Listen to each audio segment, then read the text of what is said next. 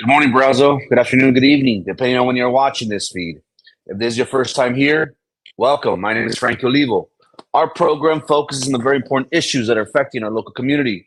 We have shed light on injustices and we've allowed for our platform, this mic, to be that of the voice of the people. Now, if this is something you can see yourself supporting, we ask that you like, comment, and share this live feed. Now, as of late, our Facebook page is at risk of being taken down. The powers that be do not want you, the voter, to know the truth. But remember, we will not be silenced. Now, if you're really about the cause and you want to stand up to corruption and you want to hold our elected leaders and those in leadership positions accountable, well, we ask that you join the cause. Currently, right now, this live program episode is being streamed on all of our social media platforms. We kindly ask that you follow them. We could be found under Frankie Olivo on Facebook, our main page. Also, be sure to follow our personal page. We could be found under Olivo Frankie. On X, formerly known as Twitter, Frankie Olivo. But more importantly, I ask my community, if you haven't done so already, create a Gmail account, go to YouTube, like, follow, and subscribe. It's free to our YouTube page titled Frankie Olivo TV. Remember, Brownsville, I will never ever ask you for money. I will never ever ask you for food. Well, depends what you're making. All I ask of my community is something very simple. Support the cause. It won't cost you anything. Go to all of our social media platforms. More importantly, make sure you go to YouTube, look us up under Frankie Olivo TV, like, comment, and subscribe to that sucker. I have a personal goal that I want to reach the 1,000 subscriber mark by the end of this year.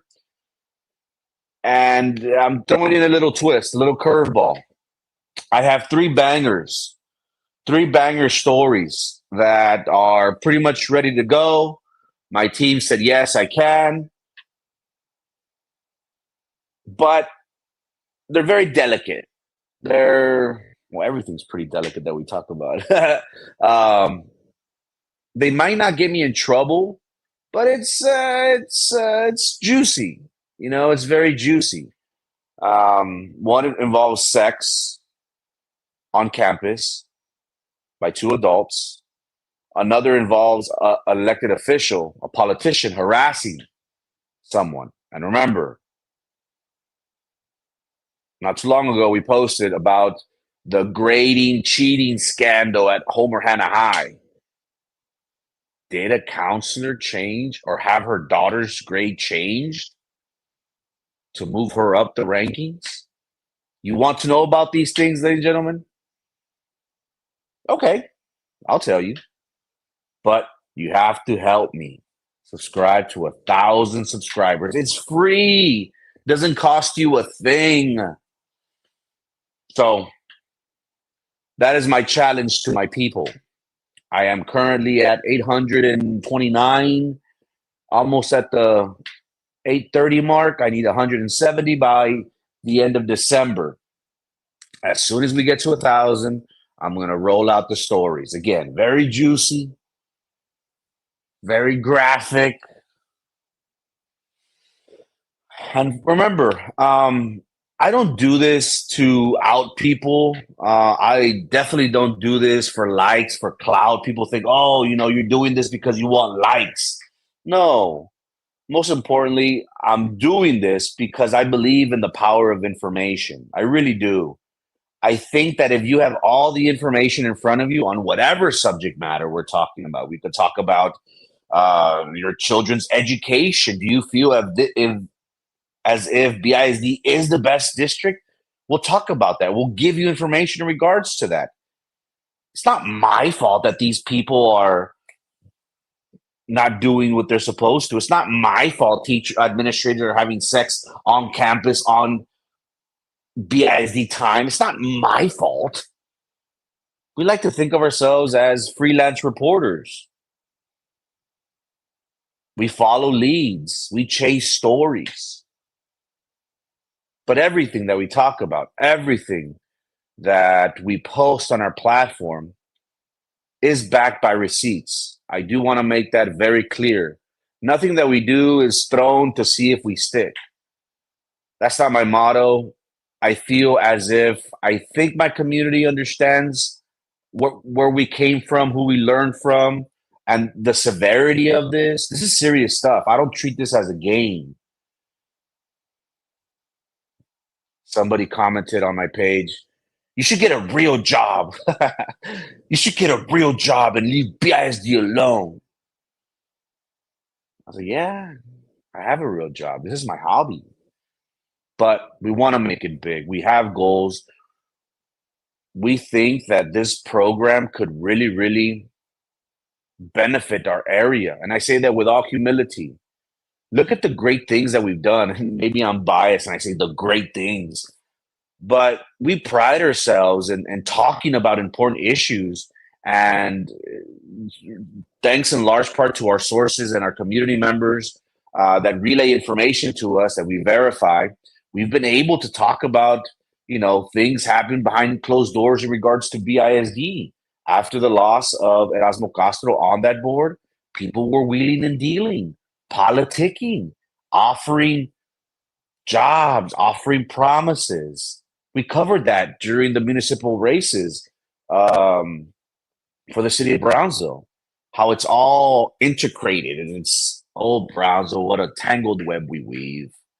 Um, so again, I do this. I do this more out of duty. I know people laugh and like, "Estás bien loco." Like my family trips out. They're like, "Man, you're talking about serious stuff, and that's going to affect you in your profession and your personal life and stuff like that." But it is what it is. I try to take care of myself as much as possible. I try to keep my life as private as possible. People to understand that. I've had previous problems in the past. Don't want to get into detail, but we learn. We live and learn, and we hope that our product that we provide you, our information that we provide you, is beneficial to each and every one of you. People have asked me, are you aware that this is going to affect your political career? Any aspirations that you may have in regards to politics, that's going to be shortly out the window. Um, I'm very well aware of the consequences that we run. I understand that many people might think that this is crazy, but the reason why I'm passionate about this is because I learned from my family that it's very important um, to be there for one another, and more than anything, help others that aren't able to help themselves. I pride myself in that.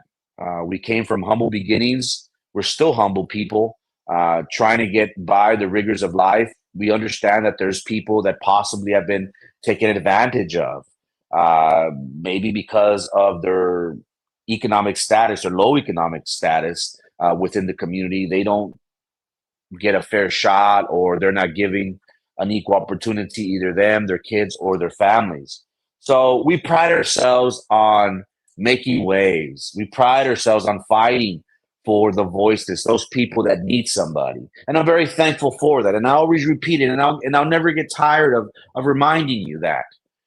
Many people have freaked out and said, "Whoa, you weren't like this whenever you would come on the tube." But my role is totally um, has flipped 180. Before I was the apprentice, before I would keep my mouth shut, sit in the back, take notes. That was my job. Now we're in the driver's seat, and we're marching to the beat of our own drum, with the hope and expectations that everything that we cover, you would benefit from it somehow. Many people say, "Oh, the stuff that you cover, why isn't it on the news?" I'm like, "Lady, we are the news. What are you talking about?" uh, I say that with love. So again, thank you so much to my community, but I do need your help. I went in a little tirade, went in a little rant. I do need your help. I need 1,000 subscribers from each and every one of you. I'm at 830. Let's go right now. I'm at 830. It's very simple. I want to get to 1,000 subscribers. Are you going to help me? Look, what I do, ladies and gentlemen, I love. I don't mean to sound gross, but I get turned on in the mornings, knowing that I'm gonna come through and talk about what's going on. So again, I'm not asking for much of my people. I don't think I am. You just gotta subscribe. Hit the subscribe channel. That's all I ask. 1,000 subscribers. I need help. I need 170 subscribers. Are you gonna help me, Brownsville? I don't mind having a target on my back.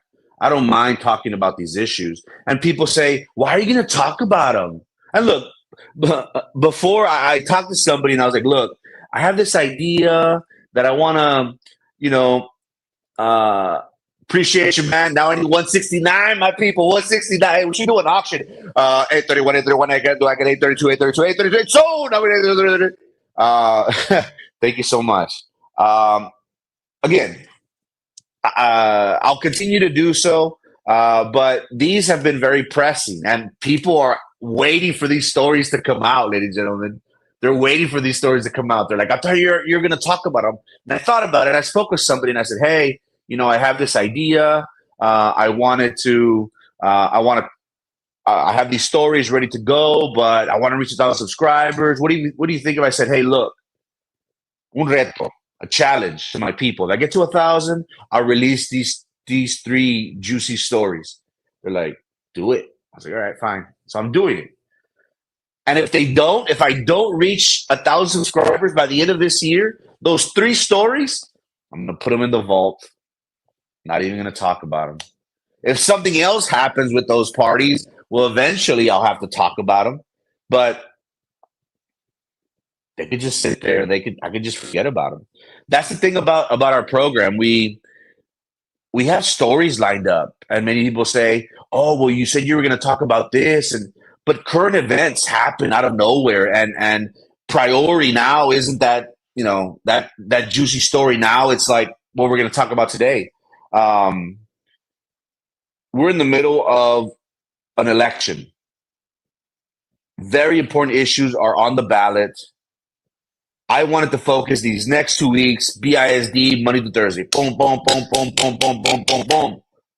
I got things lined up. What I'm going to talk about. Things happen. Boom. But then just yesterday, what is it? What are we today? Wednesday? We get word on Monday. We get word on Tuesday, yesterday, or Monday, officially Tuesday, that the city manager for Brownsville city manager, is set to resign. So the dynamics of our municipal government is going to change. What's going to be the future of the city? Is this new city manager going to have the same vision? What is that person's vision? So things happen, things happen. And when I woke up, at 4 in the morning, I was like, let's talk about the city manager. I didn't think I was going to talk about it.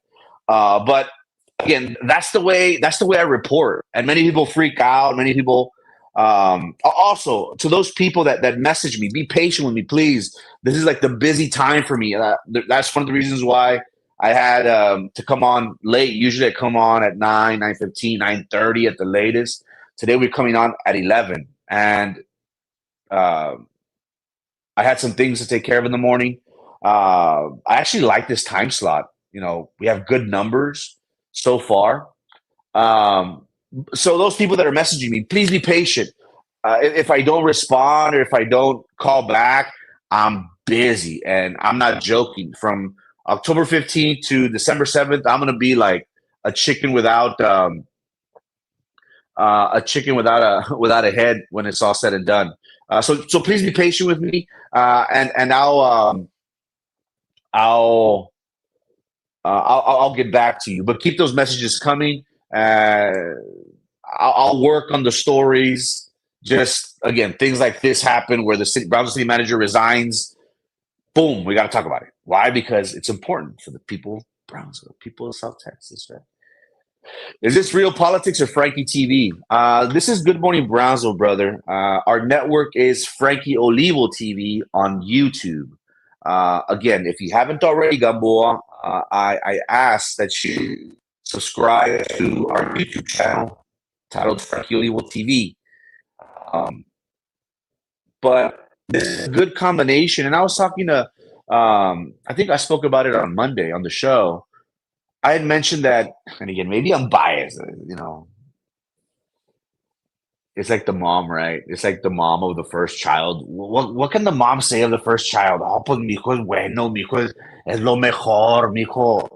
It's like my mom when she thinks of Franquito. ¿Cómo está tu hijo? No, mi hijo no, mi hijo es lo máximo, mi hijo bien astuto, bien prudente, bien inteligente. No, hombre, ese huerco fregado. That's how I think of my baby, which is Good Morning Brownsville. I like the dynamics of this program because we cover a lot. I like to think of myself that we're very versatile. We don't just give you one thing. I was criticized during the municipal races for covering Pedrito Cardenas for 2 weeks, 10 days, Monday through Friday. Moco, moco, moco.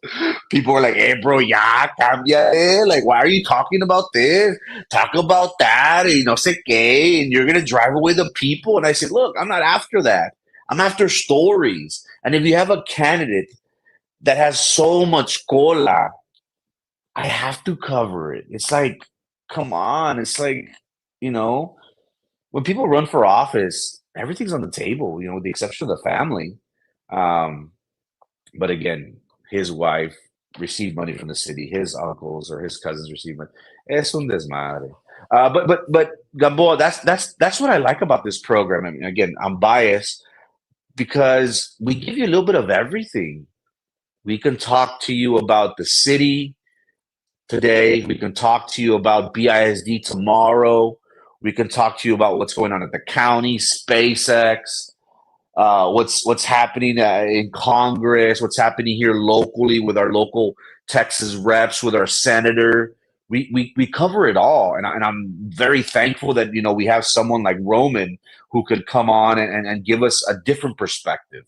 Roman's very knowledgeable, and I think I think of him as a beautiful mind. He's just so he's got so much up here. Um, Roman has taken over your show. Where's Frankie? That's what I want. That is my goal. I haven't said this publicly, and maybe I shouldn't, but I'll go ahead and say it now. I want you to plug in. I want you to tune in to Good Morning Brownsville, to Frankie Olivo TV for everything. I had an idea of, now that we've had Roman regularly, we've had Captain Bob, we've had Arturo Trevino. I want other people, Daniel Salinas, Danny Salinas. I want them to come on for like 45 minutes. Whatever you want to talk about. Look, Frankie's going to start from 9 to 10. Roman's going to start from 10 to 11. Captain Bob from, unos 30 minutes, 45 minutes. Arturo Trevino, unos 45 minutes, an hour. Danny Salinas, talk to us about technology, another 45 minutes to an hour. Cooking, someone that whoever wants to cook. Jessica Bradshaw, have a show. That's what I want. So the goal is for you not to see me on this program. I want to invite a band. Hey, anybody, an orchestra, a soloist, a singer, any young talents out there, anybody that wants to get exposed and get their name out there and to the masses. This is the program. So Gamboa, you might not see me on the show, but don't think of it as, oh, this is out of the norm. No, this is part of the bigger picture. That's what I want. That's what I envision for Good Morning Brownsville. And also, I want to give like other people's perspective on whatever issue you want to talk about. Just say, hey, I want to talk about this. Boom, okay, let's do it. You got to provide me with what you want to show or what video or clip and stuff like that. But I want to be like the producer of a network. That's what I want. That's what I love because that was my role. That was my role with when I came on with my former predecessor. People would laugh at me and be like, "Bro, do you even talk? Like, you never talk on your program. It's always just your uncle. Like, are you gonna say something? Are you stupid?" I was like, "Well, yeah." But again, that was my role. My role was to be his second fiddle. You know, like, hey, whenever he got busy, whenever he lost his train of thought, I would plug in. Well, now what I want to do is I want to do something totally different. Arturo Trevino, Captain Bob, Roman, if you're listening to me, I haven't said this publicly or privately either. I want y'all to take over. I want y'all to do 45 minutes apiece. I'll do 45 minutes apiece. Let's do like 4 hours, 5 hours. And we'll keep the community informed on whatever issues they have. And the thing that I like this, Gamboa, is the engagement. Is this real politics or Frankie's TV, huh? You can dialogue with me. Me puedes tirar tomatazos. And you've done so before. You've done so before. And look, I appreciate that. I'm not one of these people that, oh, you don't agree with me, you're blocked. You're not my friend. You're the worst thing ever. I could care less. I don't take things personal. I really don't. Like you can cuss me out, and if I see you, I'll shake your hand. To me, it's like, I've been y'all are too soft. People have been horrible to me. But that's what I want. That's what I envision. If you have a son that's good at the guitar, a drummer, you want to give him 10, 15 minutes to showcase what he has. Maybe he could audition for like a band because of that. Hey, whatever. But that's what I envision. I envision maybe like a talk show. Have people on the famous couch, and then have a band, or have a comedian come on for like 10, 15, 20 minutes, whatever. But that's what I envision this. I envision this program, this platform to be like a network for you to plug in, for you to tune in. I'll do weather. I'll resort to weather, something that I've always loved to do for those people that followed me earlier. So that's the religion. Hey, I'm a Christian, I wouldn't mind that at all, Hernandez. I wouldn't mind that at all. And my grandfather's a preacher. He always told me that no matter where you get invited, people talk real negative of the Pentecostals, those that go knock on your door, but they're very zealous of their religion. They could teach us a thing or two. They want people. They believe in the message so much that they want people. Hey, come and I'm inviting you. Come over. Let's talk. Let's. I have good news for you. He always told me that if he ever got invited, or he just said in general, if you ever get invited to go preach to a Catholic church, to another non-denominational church, you go. You always accept the invite, always. So why not, Hernandez? That'd be a good thing too. I want to make it where it's like overall, you're gonna catch news, you're gonna catch religion, you're gonna catch sports, you're gonna catch weather, you're gonna have interviews, you're gonna have. That's what I envision. I think maybe I should set that out like as a 4-year goal, 5-year goal. But that's what I plan. That's what I plan to do in the very near future. I can't even message you on Facebook. You can message me. Go to Frankie Olivo. Go to Frankie Olivo, and you should have an option to message me. Yeah, do that. Jehovah Witness, yes, Jehovah Witness. The Jehovah Witness, they go door knocking. Other people go door knocking. It's not just Jehovah Witness. They predominantly control that market, so to speak. But but yeah, that shows a lot about them. You know that they want you to get involved. They want you to, and mainly that's their mission. We're supposed to bring people to Christ. That's the ultimate goal, right? We receive the good news. We know, and it's like a talent. God wants us to go, and because what good are we to Him if we just hold this talent and hold this news and oh no, I'm not going to tell you. No, no, go and. So yes, I apologize. I did mean the Jehovah Witnesses who go um, door knocking, trying to invite, encourage people um, to hear the word of God. Damn, I went on a tangent. Ladies and gentlemen, again, we are in the middle of early voting. We did get the results for the BISD bond election. Um, we'll see how this turns out. But according to the Cameron County Elections Department, they did release the numbers for early voting. Again, from Monday until Halloween, October 31st, you have the opportunity to go throughout Cameron County to the following locations that are on the screen, and you are able to cast your ballot. So it doesn't matter whether you're in Harlingen, Los Fresnos, South Padre, Santa Rosa, wherever you are, you could cast your vote. People, sometimes tend to work outside of the city of Brownsville. Yes, on Monday, ladies and gentlemen, we did get 321 people come out to vote for the BISD bond. Yesterday, Tuesday, there was a turnout of 342, slightly higher.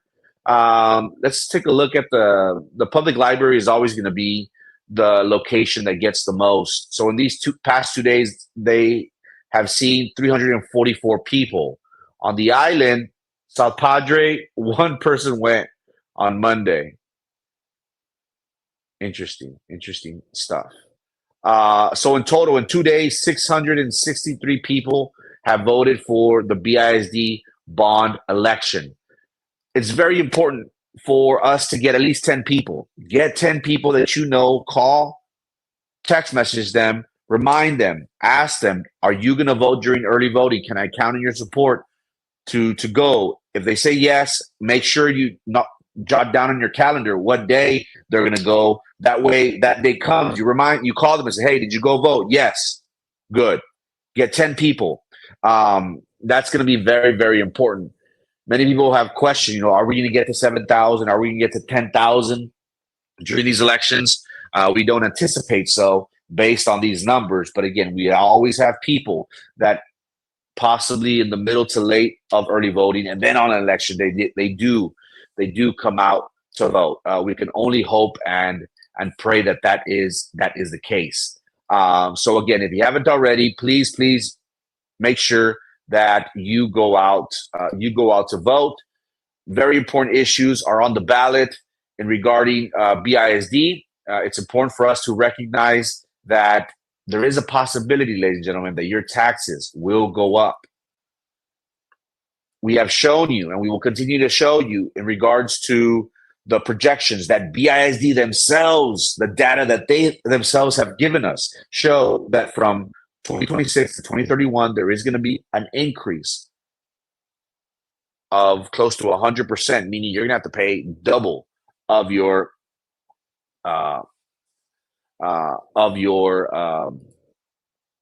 taxes, of your property taxes, moving forward. So the issue is very simple. Do you want to pay higher property taxes? Yes or no?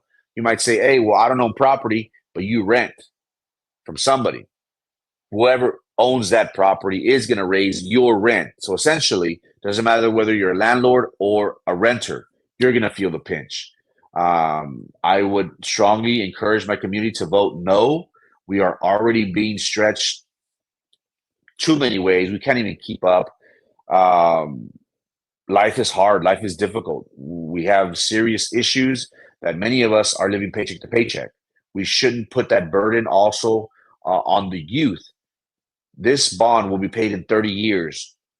Right now, if you vote yes, That bond of $460 million for Proposition A facilities and Proposition B Performing Arts Center, to build a Performing Arts Center, will balloon to $1 billion in 30 years. If you have a loved one, if you have a child, it's going to take until they're middle age to pay off that debt. Again, who's to say that they're not, during those 30 years, going to go out for another bond moving forward? So, again, I encourage my people to vote no. This is not in our best interest. We'll continue to scream and shout up until Election Day. It's very important that you have that information. It's not something that I'm making up. Your property taxes, your rent will be going up if this bond passes moving forward. Ladies and gentlemen, today we want to talk about something very important that has now been official. Juan Montoya, Tuesday morning, posted that Helen Ramirez, the city manager for the city of Brownsville, was going to be resigning due to personal reasons, or for whatever reason. This is very important for us moving forward because it is going to ultimately shape the direction in which our city will ultimately what our city will ultimately be. When we think about this last decade, we've had city managers such as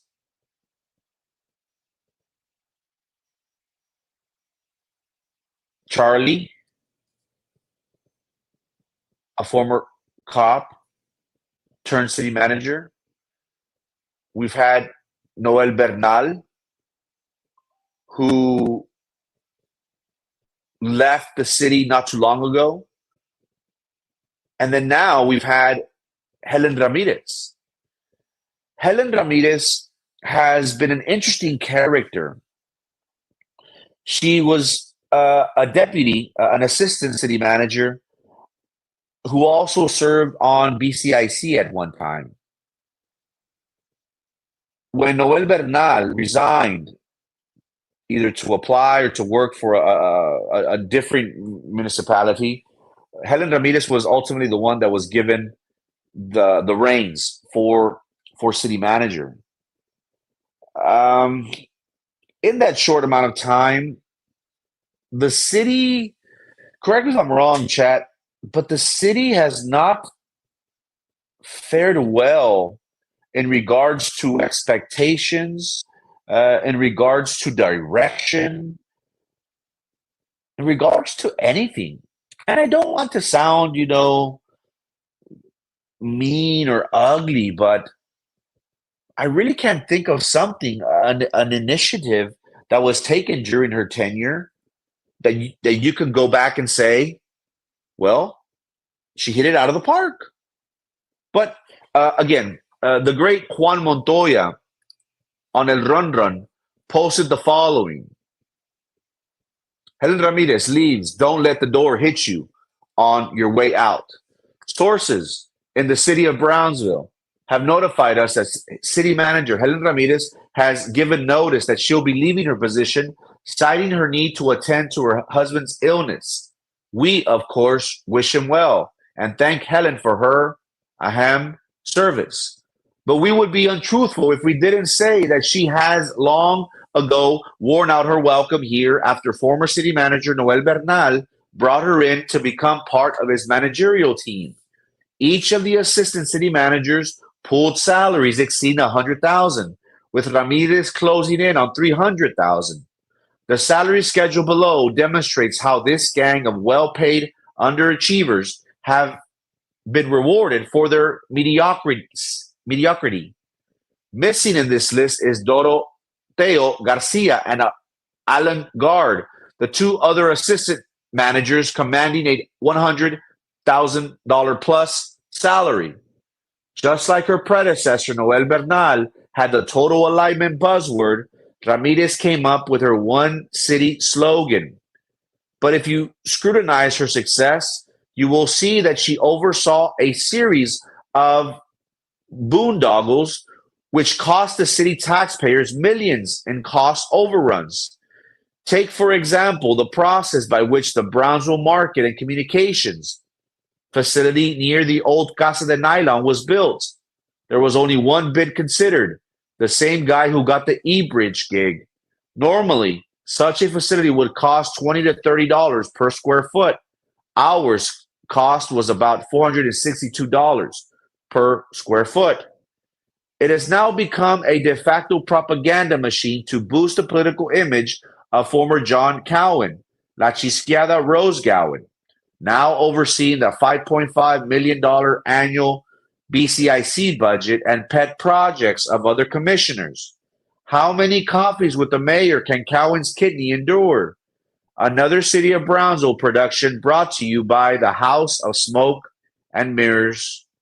The same goes for capital improvement projects spending from 2017 to 2022 period with monies obtained through the issuance of bonds.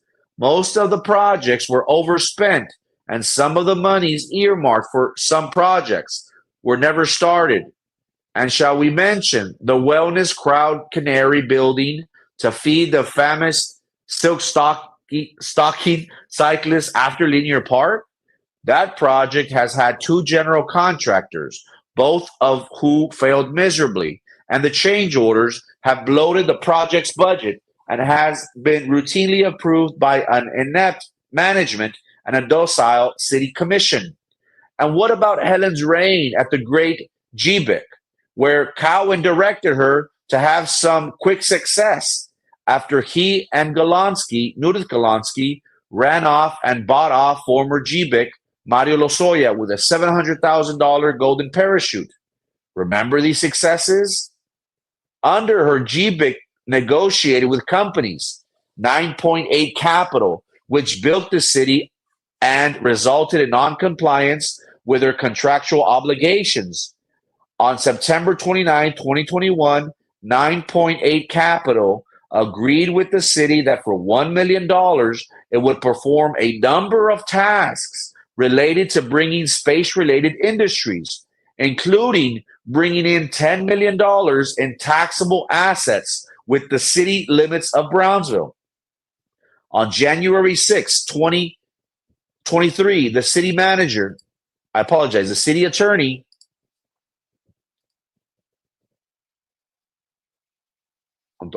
after the city attorney and the city auditor determined that the company was in non-compliance, they ordered that an audit be performed to discover what went wrong with the venture between it and GBIC.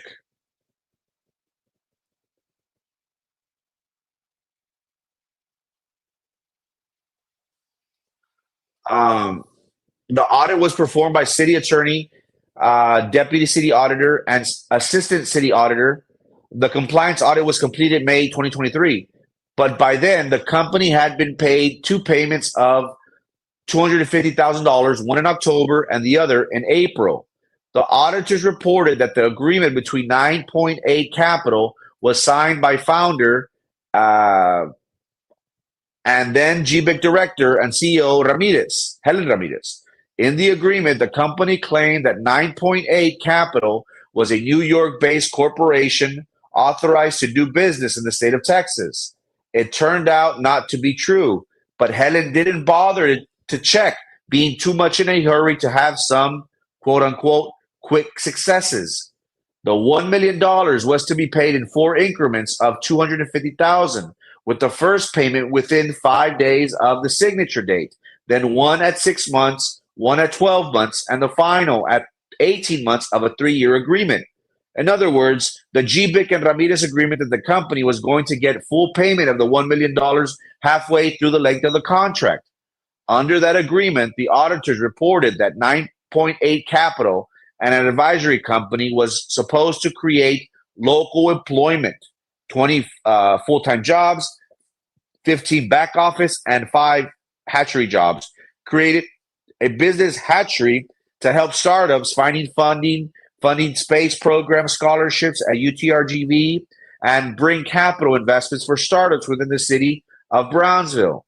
The original term payments were to be $1 million in incentives, paid $250,000 every 6 months for 2 years per the original term sheet. The agreement with 9.8 Capital was signed September 29th, 2021, just 2 months after the proposal was sent to the city and 10 months after the city's 380 agreement with Space Ventures. Per information given to the GBIC board, the entity was also supposed to bring in taxable business personal property valued at $10 million within city limits. On January 2023, the city auditor informed the city's Audit and Oversight Committee that the company failed to deliver the services it had promised and has been paid two payments of $250,000 each and recommended that a compliance audit be performed on the agreement. The committee agreed. Auditors found that the rapid pace at which the agreement was proposed and approved was breathtaking. The proposal made to the city, the term sheet signed on August 2021, and the final agreement signed September 29. The first $250,000 payment was made 5 days later on October 5th, 2021, before any work had been performed for the city. 6 months later, they got another $250,000. Nothing ever materialized, and good luck on getting the cash back. After that glowing performance, she was rewarded by being named interim city manager, and after the spending of thousands of dollars for a nationwide search to appease the peasants, she was named city manager when they had chosen her all along. Quick and dirty. Yeah, that's the ticket. And after dishing out $500,000 for nothing, how many local jobs was created? Zero. And when the city commission appoints someone as interim, say Sauceda or Garcia and guard, will we see the same dog and pony show of a nationwide search for one of them to be appointed after spending all that money? Remember that guard came from Ana, Texas, a metropolis of 29,000 people. Garcia is an engineer. Last time we had cops as city managers, Andy Vega and Charlie Kabler, they turned out to be an urban planning challenge, for lack of a more charitable term. Will lightning strike in the same place a third time? We could go on and on. But this is water under the bridge. And now Ramirez will be gone, both like a bad dream. Damn, that was very impactful. That was very deep of a story that Juan created.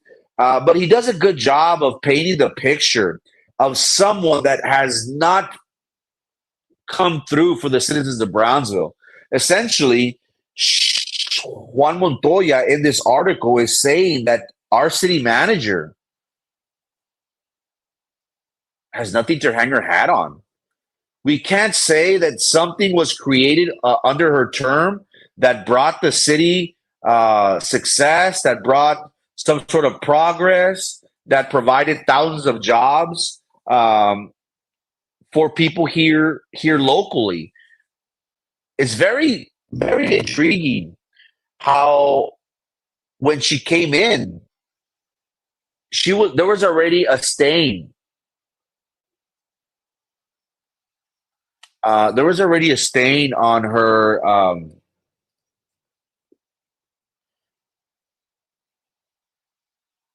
administration. And look, whenever I think of a superintendent, whenever I think of a city manager, I hear stories of elected officials wanting somebody that they can control. That has always been an idea that many people have shared. Many have argued that the reason why Dr. Chavez at BISD was kept was because the majority at the time, which is composed of Daniela Lopez Valdez, Jessica Gonzalez, and Denise Garza, at one time were vouching for him because possibly he was somebody that they could sway. I'm not making the accusation. I'm just saying from what I feel from the outside looking in. Same thing with the city manager. Was this connection that the city commission had with Helen Ramirez that they felt comfortable enough to name her as the one in charge? And I asked that because of the way she came to the city of Brownsville. She was part of Noel Bernal, our former city manager, part of his staff. If I'm not mistaken, I believe Helen Ramirez comes from California. As a deputy, an assistant city manager, there were there was a lot of discrepancies that happened um, at the different, I call them ATMs, but at the different groups that the city has in regards to GBIC and BCIC. And these two organizations, ladies and gentlemen, it is no secret. I'm not making this up. They have become the ATMs, the banks of politicos, of elites, of people who are connected. I understand that it takes capital. And that's one of the things that a lot of people criticize. Pues any, anybody could apply. It's not like it's not like if this is something hidden from everyone. Yes and no. Because when you talk about these grants, when you talk about these opportunities that are supposedly out there for business owners, many of them don't know about these opportunities. Many don't know the process. Many don't know that they can even apply. Maybe they don't even know if they're eligible, if they qualify. They're too worried on the struggles, the rigors of the 8 to 5. Well, business owners are more 24/7, no? But they're too into that grind that they're not, taking their time to apply and having to investigate or going to the city meetings or going to this GBIC meetings, the BCIC meetings to seeing what opportunities are out there. That is why former Mayor Trey Mendez and former city employee Ramiro Gonzalez, that's why they were criticized. They were criticized for creating a company fresh, doesn't even have 6 months that they created this entity, this LLC, and they're already asking the city of Brownsville to give them hundreds, if not to give them thousands, if not hundreds of thousands of dollars for the Coca-Cola building to revitalize, to renovate, to remodel XYZ. So there's this notion that elected officials, people in the know, people in those circles use these GBICs and BCICs as their personal piggy bank. And then many of these properties, if they get the historical designation, since being down in downtown Brownsville, they don't pay taxes, but their property taxes accrues. Their value grows. Maybe if they want to sell it.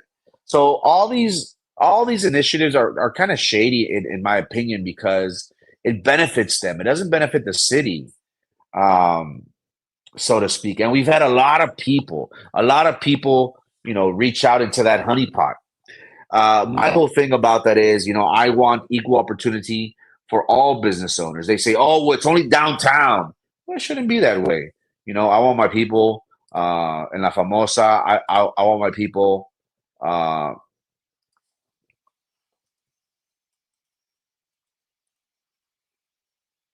uh, oh, something important happened. Call me when you can. I hate when I get those. Like, oh, wow. Um, but these different organizations, they favor the elite. Many people, Juan Montoya was critical of them appointing someone to lead BCIC. Forget her name. I think I could find her on the list. I forget her name. But why is the reason? Why was Helen Ramirez chosen? Was it because she knew the players? She knew of dealings. She knew of things that said, "Hey, let's just keep her on. That way, she could help facilitate whatever we're trying to do." I'm not saying that in a bad note, in a bad light, like, oh, she was corrupt or she was no, Um, I'm not saying that. I'm just saying that she came from a former. She came and was part of the former administration. Politicians tend to have want a desire to work with someone that they know. Me being from the outside, I want to make the argument. Oh, it's to control them. Possibly, possibly, but essentially, what we saw from Helen Ramirez was that she fumbled. She fumbled being a part of GBIC. There was no checks and balances when a company called 9.8 Capital pretty much stole $500,000 from the citizens of Brownsville. They didn't come through with their promises. And look, this was a time, if I could take you back very quickly, this was a time that SpaceX in 23 was just getting big. I'm not, now the fever is real. Like now it's like boom, like now we're like on the world stage. Everyone knows where Brownsville is. Elon Musk, SpaceX have put Brownsville on the map. People from Australia, from the United Kingdom, from Africa, from all over the globe tune into a podcast of this guy that moved here and now he's covering everything with SpaceX. Everyone knows who where Brownsville is. And during that time, in 2023, when Helen Ramirez was appointed to lead BCIC, one of these different organizations, they wanted to cash in on that, like on that boom, And look, rightfully so. The city of Brownsville, I hate to say it, the only thing that we have going on for us is SpaceX. The zoo, love for the animals, nobody's coming. Yes, we're the only zoo from what? Do they have a zoo in Corpus? I don't think they got a zoo in Corpus. Is it San Antonio or Corpus? I think Corpus has a zoo. It's supposed to be like a main attraction, but essentially, the thing is SpaceX. It was at one point the island, right? South Padre. Now it's SpaceX. South Padre is just like cool, I guess. So the city was trying to capitalize on that fever, on the SpaceX, space exploration, Elon Musk, the world's richest man, living in our backyard. Yes, we're gonna be the new space city. As a city manager and part of this of the city manager's team, I could picture them trying to capitalize on that idea. Uh, Brownsville, where you're gonna have like cars like the Jetsons. We're gonna be the space city in the next 10 years. We're gonna change this. 10 years is crazy, but in the future. And what did they decide to do? They decided to get into an agreement with a space taxi. That essentially what 9.9 was capital. That they're going to be taxing. I don't know. The thing is that many people are alluding to the fact that there was some, and I hate to say this, criminal elements, or what is it? Criminality? ¿Qué hubo chamuco, chingado? ¿Qué hubo chamuco? Because you have to have everything lined up, right? It's like for us, whenever we apply for something, let's go. Whenever we're applying for for FAFSA, for financial aid coming out of high school, they ask you for certain things. Oh, who do you live with? Let me see the taxes. Are you dependent? Da, da, da, da, da, da, da, da. When you're applying for a loan, plus they ask you for, you have to have your ducks in a row. You have to show them. You just don't go like on a whim, like, oh, you make that much, or oh, you have that much collateral, you have this much property. Oh, okay, I'll take your word for it. No, you're not lying to me, right, brother? Okay, here's the 25,000. No, you have to meet certain parameters, certain guidelines in order for you to even be considered. Well, that's one of the things that Helen Ramirez failed whenever it was her first opportunity. Was this rushed? Was it somebody else's fault and she just took the blame for it? She took it on the chin, so to speak. It's hard to say, but there was no checks and balances uh, for this agreement. Again, you're going to give BCIC money, which in somehow, some way is taxes recouped or something from the citizens of Brownsville or from taxes of I don't know what. That is my understanding of BCIC and GBIC. So you can give taxpayer money to an entity that's going to create jobs, that's going to be the future of our area with whatever technology, transport slash whatever service they provide. But they rushed quick to give them the money without getting results. That's kind of like an oxymoron, right? What do they say? Whenever you're remodeling or you're trying to build a house, never give the contractor the full amount. Give them a third. Give them for materials. You have to come into an agreement. You have to come into an agreement um, because once you give them the full payment, good luck trying to finish that house, right? That's what many people say. Um,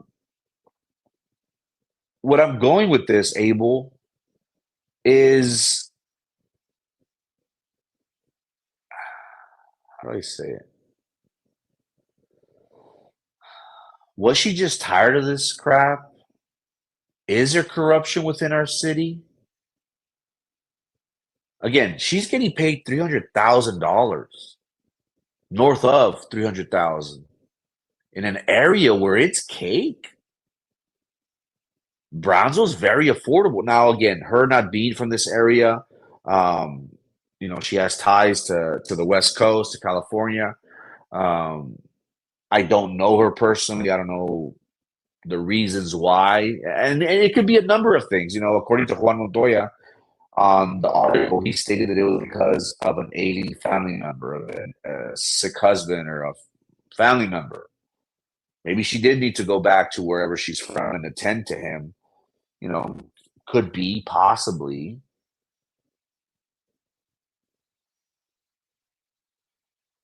We also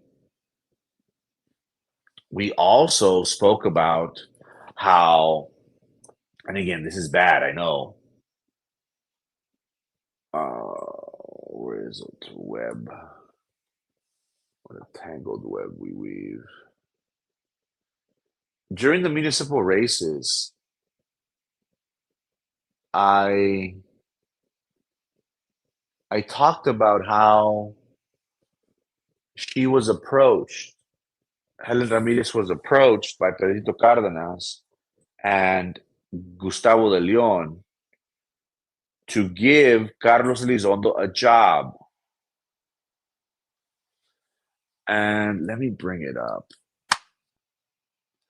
My sources said that in return for Carlos Elizondo's support of these now city commissioners, that they would get him a job. And it's funny how all this plays out because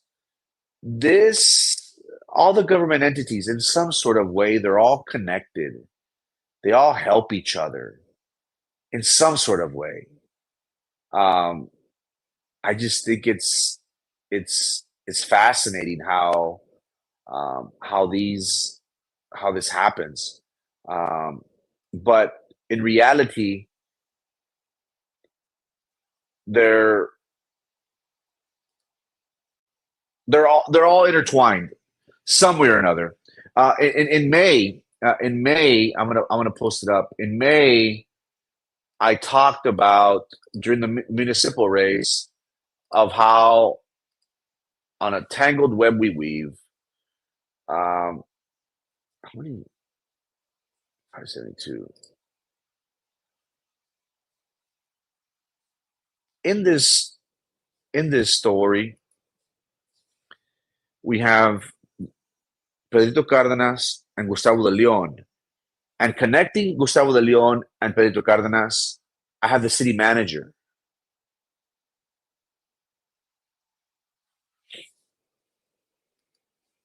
Let me see.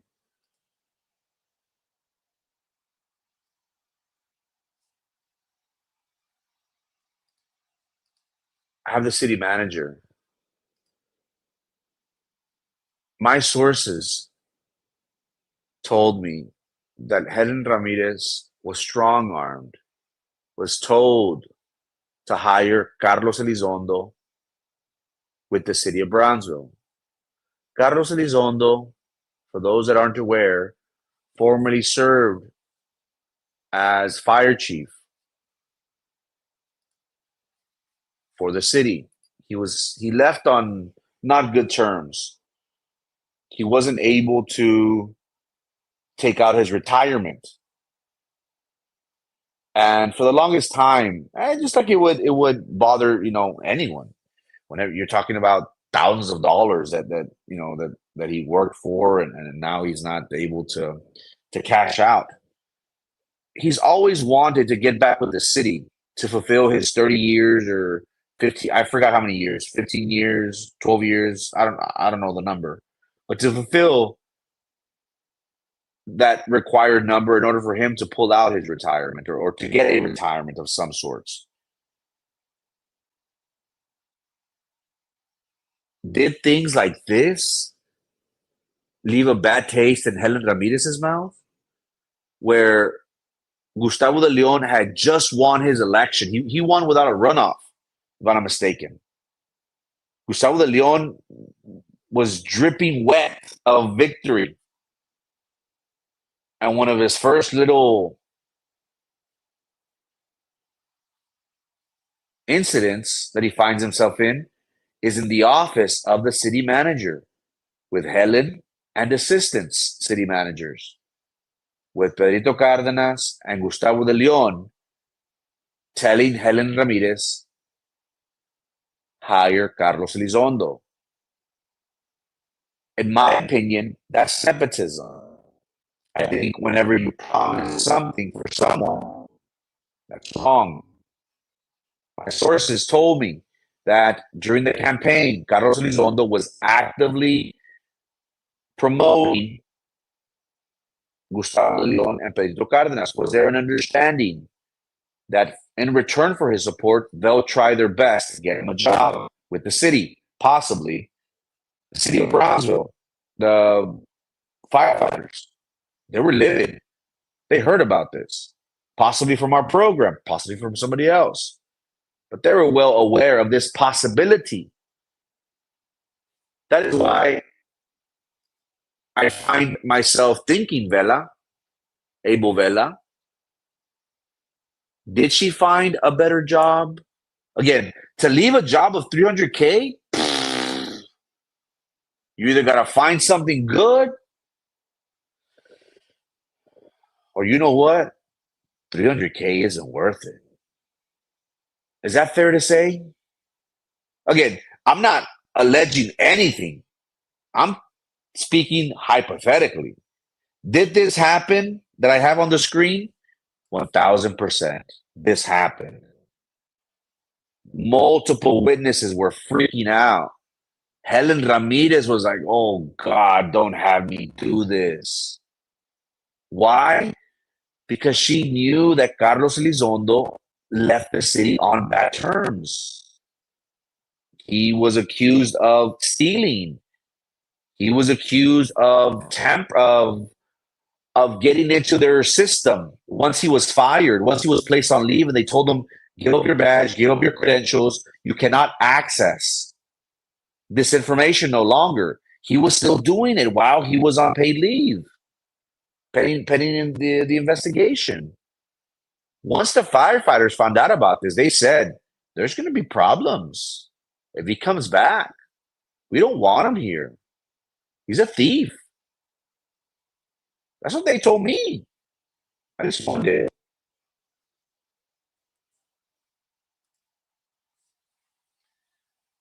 It's a city commission. It's a vote.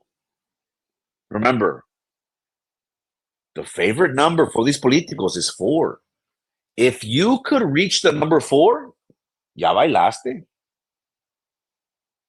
So who's going to select the next city manager? The commission. Another thing. So again, I'm not alleging that this was what happened. Again, we reported back in May during the municipal races, for those just tuning in or aren't aware of this chart, we reported on Good Morning Brownsville that Pedrito Cárdenas, Gustavo de Leon, strong-armed Helen Ramirez, the city manager's office, the assistants, to hire Carlos Elizondo. That's nepotism. That's wrong. You can't promise somebody anything. They have to do it on their own merits. You can't tell someone what to do, especially if you're a city commissioner.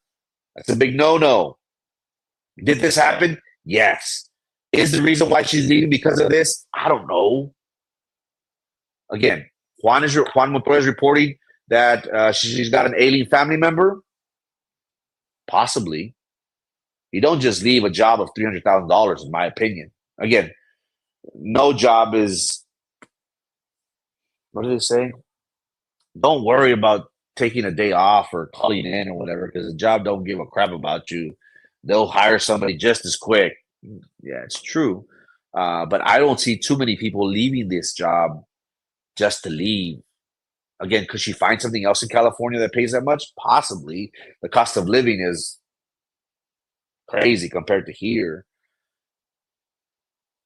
But maybe she is leaving because there is things in the background. Maybe she feels something. Maybe she feels that Pedrito Cárdenas is going to get the majority. Maybe she sees that Brian Martinez, who hasn't done much for La Famosa area, maybe he could lose. Maybe Pedrito Cárdenas. There's talks of Joan and Alejandro. Neither of them can speak English to save their lives, but they're connected with Pedrito. Are they going to run for La Famosa? Get Brian out? Again, and people, the new talk is that Pedrito Cárdenas is going to go hard after John Cowan. Pedrito Cárdenas suspects that John Cowan worked hard against him. Well, I think it was evident because, John Cowan was supporting another Pedrito Cárdenas' opponent. But that's politics. Pedrito Cárdenas thinks that Tino Villarreal didn't work against him. They're saying that Tino Villarreal might run for mayor, that John Cowan might not run for re-election this next, year and a half, 2 years. So the dynamics, ladies and gentlemen, of the city of Brownsville is very interesting. Why did she leave? No one knows. Again, for somebody to leave a $300,000 job, I wouldn't.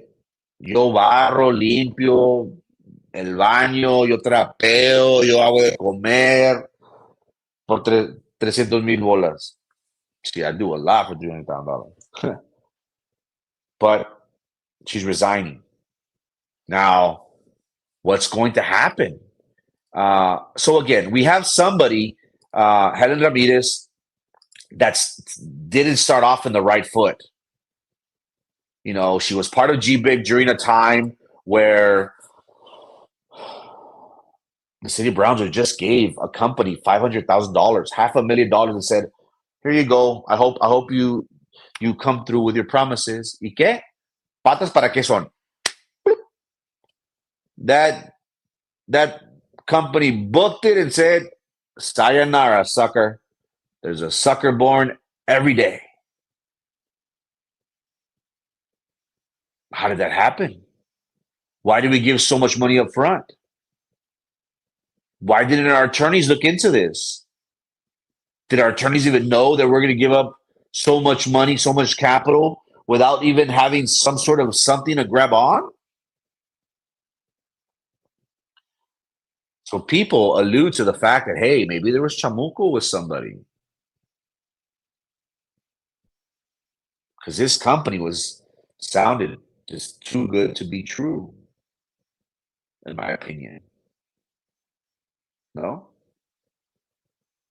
So she's ahead of BCIC when that happens. $500,000, don't know what happened to it. There's no checks and balances. The attorneys didn't freaking talk this over. Ni modo. We have Noel Bernal step down, resign. There was a national search. The city of Brownsville spent thousands of dollars to hire a company to look for potential candidates to fill in the role. And lo and behold, Helen Ramirez was the sole file in this. Why? Again, politicians prefer to control somebody. They prefer somebody that they're familiar with. They share similar ideas. They already know them. They already know that person. Why start off brand new with someone you have no control, no influence over? That's no fun. That's hard work. These people don't want hard work. They want things quick, fast, and in a hurry. So, what's going to happen moving forward? I think her last day was in December, sometime in December. So we have what, 2 months? Are we going to name an interim? Are we going to start with the national search now? Are we going to do everything during the holidays? Or are we going to wait until Christmas, until January after the holidays? Again, we would think that this search would be extensive, right? You would look for the very best out there, somebody that possibly has managed and led a government entity the size of Brownsville. Maybe they have a good track record. Maybe their focus is on economic development or urban development, right? On the screen, we have the current. Deputy assistant city managers, Sauceda and Garcia. Sauceda is, I could be wrong, but I think he serves in the capacity as police chief slash assistant city manager. Who decided to do that? I have no clue. Are they prepping him to be the next Charlie Kabler, who served as police chief, served as a city manager? Is that the direction that the city plans to go?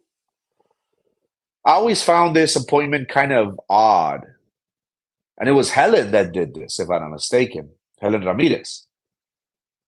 Was she told by somebody to possibly have Felix Sauceda, our police chief, to serve in that capacity, to get his feet wet, to know the day-to-day operations, the expectations of a city manager? Was Helen Ramirez told to place him there? Or was this just out of her, I don't know, it'd be great to have police chief in my office talking to me about the city of Brownsville, a city that I don't know. Her being from California, she wasn't familiar with the landscape, the people, the environment.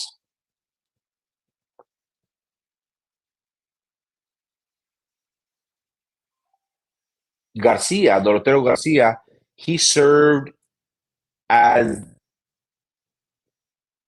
chief engineer or part of the engineer department. I'm not sure if he still does dual roles, um, such as our police chief. But what direction do we see going? I can't even tell you. I can't even tell you what Noel Bernal's expectations was. I know Montoya calls it what? Um, the buzzwords. Noel Bernal had a total alignment, and Helen Ramirez came up with the one city. And I think I saw the commissioners and the mayor have a shirt of like one city. How are we going to find somebody that is going to take the city to a whole nother level?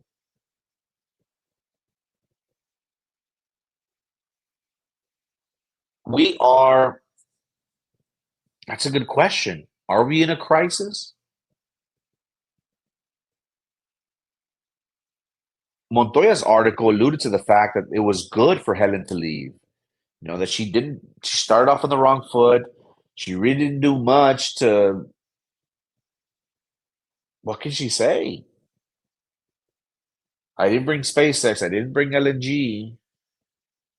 You can't talk about the zoo because the zoo's like, so Juan Montoya is saying that this is what the city needed. But where do we go from here? We have talks of um, the city signing a letter of intent to create or be part of a semi-pro team. We are still in the process of seeking multiple people with capital to come up with 40, 50, 60 mil needed to build the stadium and to run a team. Are we going to find people with that money? We all know the only person that we could think that has that cash lying around, but does he really want to get involved with the city in that capacity? Again,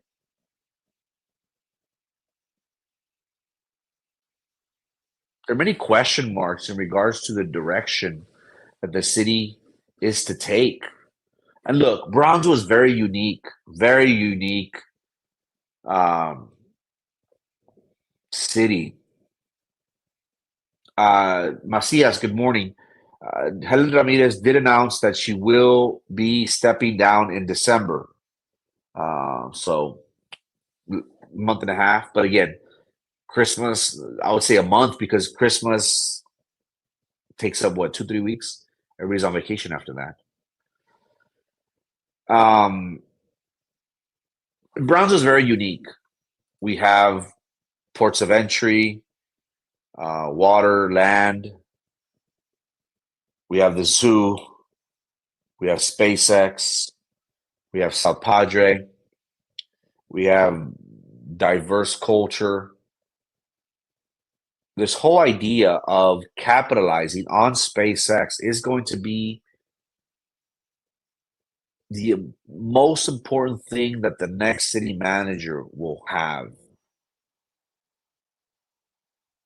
Whenever Mayor Cowan, spoke at the State of the City, he stated that the city of Brownsville saw an increase of $100 million from tourism just on SpaceX.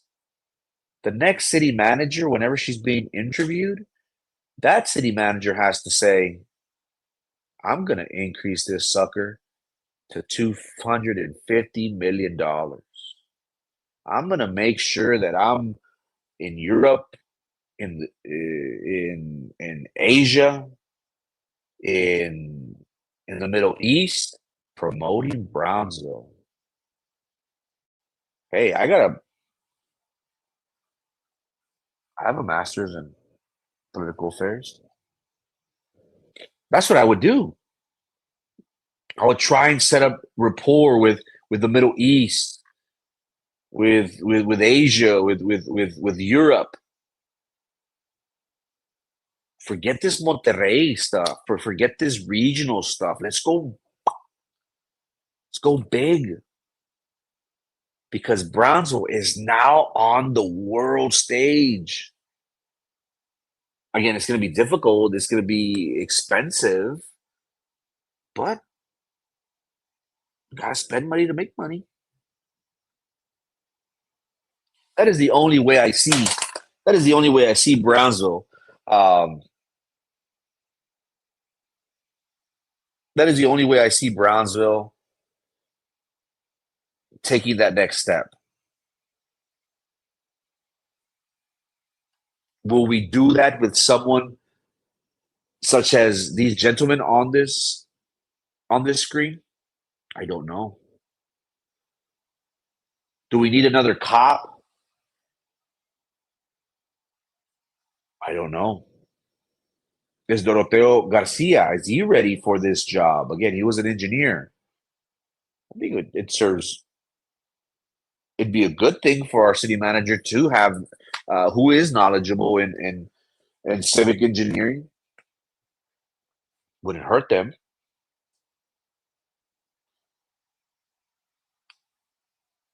Are we going to have a national wide search where we're going to spend thousands of dollars on trying to find our next city manager? Or are our future city managers already there? How do you feel, chat? Are you okay with hiring from within? Are you okay with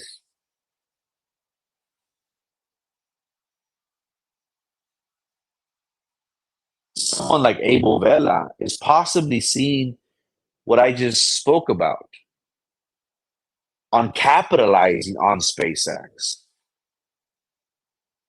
We need somebody from the outside, possibly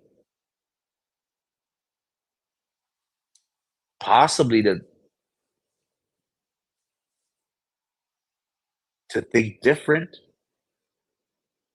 to bring different eyeballs to Brownsville. A jacked up light post, right? I don't know. I really don't. Was it the Elon Musk light pole? Is that what you're talking about? Elon Musk gave the city of Brownsville $10 million and they used it to revitalize downtown. And they bought some wacky from Temu, some light posts. And Elon Musk, after that, he's like, "Hey, give my money back." I think they returned $8 million of his money. He's like, "Man, screw you." Yes. Oh, is that what you're talking about? I don't know. I don't know who was behind it, to be honest. I just remember that Elon Musk wasn't too happy about this. What are your thoughts, ladies and gentlemen? What are your thoughts in regard to the Temu light pole? Well, they were. They were. I just thought it was funny. Uh, uh, Gamboa, is anyone on the BCSG bit connected to the Huachicol oil smuggling from Mexico? I know, but I can't tell you. um, that's another story that I guess needs to be released, but that's serious stuff. That'd probably be my most dangerous story that I cover, and I have it. But again, help me get to 1,000 subscribers, and I'll release the bangers. Promise. It doesn't matter if we hire from within or outside because the inside manipulates or wiggles their way in regardless. And that's the thing. That's the thing. These politicos, they want somebody that they can control. They want somebody to have their ear because at the end of the day, they have so much influence over this person because essentially they are the ones that are ultimately going to let you have that job or not. Because if for whatever reason you piss off the majority, they could put you on the agenda and sayonara. So the city of Brownsville is on a fork in the road. Which direction is the city going to go? Did we learn previously of people who we have hired Can we look back and say, you know what, Noel Bernal wasn't from here. We went outside and look at what we got. We didn't get something very dynamic. And look, these things to run a government entity is difficult. You need the stars to align, ladies and gentlemen. I don't want to make it seem as if this is easy, that this is, no, it's very difficult, extremely difficult. You know, you have to have a great staff. You have to have mayor and commissioners that even though they have their problems, that they're working collectively together, helping you, uh, sometimes possibly staying their butt out of the way, you know, just letting them work. Are they wanting to micromanage somebody? Do they want somebody to play ball with? We don't know. We don't know, but it's going to be very telling because this is already out there. That look what we did with Helen. We spent thousands, if not hundreds of thousands of dollars on a national search, and we ended up hiring somebody that was in our house, you know, right under our noses. Is the city going to do the same thing? Are we going to spend thousands of dollars hiring a company, a compadres company, for them to only come back and say, "Oh, well, we're going to hire one of the deputy assistants"? I don't know.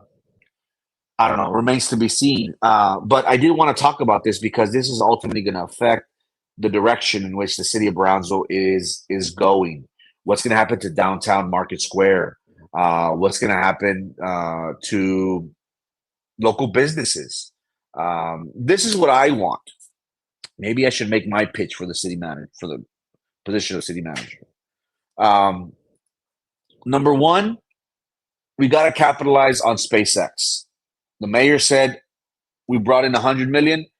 I can guarantee you 200 million, mayor.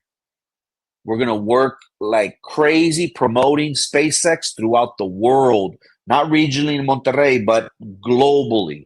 We want people to come in Brownsville. We want people to come and spend their money in Brownsville, rent rooms, go to moms and pops, go to the mall, change their oil here locally. Um, that's big moving forward. What's going to happen with Market Square? It seems as if the city of Brownsville has already invested millions of dollars, hundreds of millions of dollars in downtown. We understand that every government entity or any entity does need some sort of something to stand by. Austin has Sixth Street. Nollins has Bourbon Street, Canal Street. Um, and we at the city of Brownsville, you know, we have Market Square. Is there people that go to these events? Yes, 1000%. First Fridays have seemed to be uh, something that is promising. There are large crowds out there. I want to see somebody that is going to focus on entertainment as well. We need to work with people such as Arturo Trevino and these people that organize these beer fests and these. There's so many different organizations out there that throughout the year they want to promote Brownsville. They want to bring people from the outside to come spend their money, and that's also very important in regards to that. Speaking of staff, why are there so many assistant city managers with high such salaries? What have they done? Um, Again, you do need at least two or three. The job is immense; it's enormous. Could we do a better job of not being too top heavy? Well, that's something to consider. Uh, but again, going back to we need to promote entertainment. Maybe that's somebody that's going to, if whatever reason we get investors to fork over 40, 50, $60 million and the Brownsville soccer team does come into fruition, that would be something else that the city manager would have a task to do you know, now we're in a league where we got to bring people from San Antonio. We got to bring people from Oklahoma here more regionally and most importantly for me, I want the city manager that is going to be visible throughout the city. I want them to go to speak with the business owners. I want them to make the city manager's office accessible. I want business owners to know all the different opportunities, everything that is available to them. Unfortunately, the grants that we had have been designed in a way to just encompass downtown Brownsville. While I'm in support of entrepreneurship and business owners, I want the pie to be distributed throughout the city. I have a lot of business owners on La Famosa, by Rivera, 511, 802, military that could use guidance, could use the support of our city manager's office moving forward. The city of Brownsville needs to do a better job of promoting the city. I have not had that in this administration. That's what I would do. I would promote it at the world stage, make sure that we're focusing on entertainment. Brownsville should be the destination spot for all your local entertainment, not just for space exploration, but for our culture and our diversity that we have here, being a border town. I also want to focus on business owners. I want to help create a task force. Not sure if they have it already. That's going to speed up the process. I know they talk about this all the time in regards to the permitting department. We want to open up shop and let people from the outside know that Brownsville is open for business. That's something that Noel Bernal and Helen Ramirez have not done a good job of. Why are people leaving us? Because we don't have our crap in order. We need to do a better job of helping facilitating that, letting people in, opening up shop within 3 months. It's not, I've heard of businesses 6, 9 months, and they're still waiting, having to deal with that issue. That is how we're going to take Brownsville to the next level. But again, that's what Frank Olivo thinks of what it takes, what it means to take Brownsville to the next level. I'm going to apply to your fundies. I got a master's in political affairs in city government. Why not? It would be fun. Ladies and gentlemen, Matamoros will save Brownsville. Get the traffic boom going like the 1980s. Better relations with Matamoros. I think there's no money in Matamoros, unfortunately. I don't know. I'm not sure. There's no money in Matamoros. I think that's why the mayor tried to get people from Monterrey. But no, Monterrey, go to San Antonio. It's rare for the people that want to spend their money, open up shop in Brownsville, when they could go somewhere like San Antonio and just make a killing. That is what we need, ladies and gentlemen. What are your expectations for the next city manager? What direction do you see the city going moving forward? It is important for us to recognize that whenever we have a position of a city manager, that person will ultimately shape the dynamics and future of this city moving forward. The resignation of Helen Ramirez as a city manager is crucial for any municipality. It's important for us to swiftly and thoughtfully hire an individual that is more than qualified for this position, because at the end of the day, they do play a vital and pivotal role in implementing policies that are set forth by the city council, by overseeing daily operations, managing budgets, and most importantly, making sure that the delivery of efficient public service is something that is paramount. We need somebody with a strong leadership, strong leadership qualities and character, because at the end of the day, we are at risk of potential delays in regards to operational, decreased morale staff, and honestly, a lack of direction in regards to long-term planning. Because at the end of the day, remember, ladies and gentlemen, the longer we wait on making our dreams reality, the more expensive it gets, especially for a municipal government. We need to hire a capable city manager that is essential not only to maintaining and sustaining a progress, but we also need to have supportive community goals. And we, more than anything, we need to restore public confidence during this time, which we find ourselves in this uncertainty, which we call a transition. Ladies and gentlemen, if you haven't already, make sure you subscribe to our YouTube channel titled Frank Olivo TV.